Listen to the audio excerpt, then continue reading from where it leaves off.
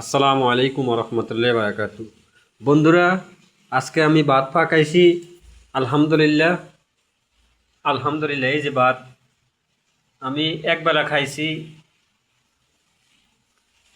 রাত্রে খাইছি। এই যে আমি বন্ধুরা আজকে ডিম পাকাইছি।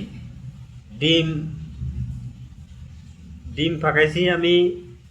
আলুটাকে পেঁয়াজ দিয়ে তেলের সাথে ভালো করে কষিয়ে সমস্ত লবণ হলুদ মরিচ দিয়ে আমি ভালো করে কষিয়ে এই ডিম আর আলুর তরকারিটা আমি রান্না করছি।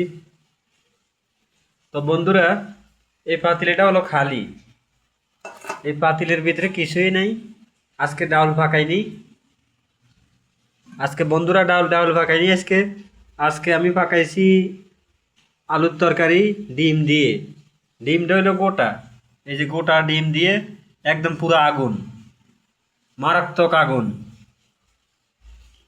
মারাত্মক। আসলে বন্ধুরা, রান্না বান্না করে আসলে দেখেছি তেল বেশি দেওয়া লাগে। তরকারির ভিতরে তেল বেশি দিলে তরকারিটা সুস্বাদু হয়। পেঁয়াজটা বেশি হলে তরকারিটা সুস্বাদু হয়। হলুদ কম দিতে হয়, হলুদ বেশি দেওয়া যায় না। হলুদ বেশি দিলে হলুদের গন্ধ, কাঁচা কাঁচা গন্ধ আসে হলুদের। এই জন্য বন্ধুরা, আজকে আমি যে পাক করেছি, আমি ইনশাল্লাহ আস্তে আস্তে আমার ভাত পাকানি তরকারি রান্না করা আমার কাছে সহজ হয়ে যাইতেছে। আমার জন্য দোয়া করবেন আপনারা বন্ধুরা, আমি যেন বেশি বেশি রান্না করতে পারি। এমনকি আমি সব সময় যেন রান্না বান্না করতে পারি।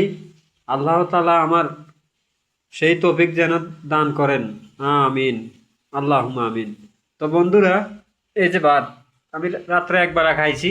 এখানে দুই দুই বেলার ভাত আছে। এখানে দুই বেলার ভাত আছে। আমি সীমিত ভাত খাই, আমি অতিরিক্ত কোনো ভাত খাই না। গলা পর্যন্ত খাই না, একবারে কম খাই। এই যে আমার আলুগুলি, ওই যে বন্ধুরা আমার পেঁয়াজগুলি, পেঁয়াজ রসুন শেষ পর্যায়ে।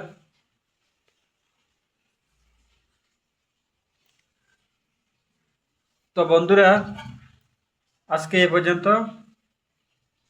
ইনশাল্লাহ আমার খুব সহজ হয়ে যাবে রান্না বান্না করতে।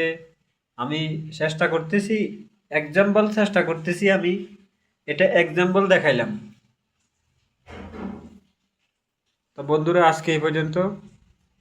আসসালামু আলাইকুম ওয়া রাহমাতুল্লাহি ওয়া বারাকাতুহু।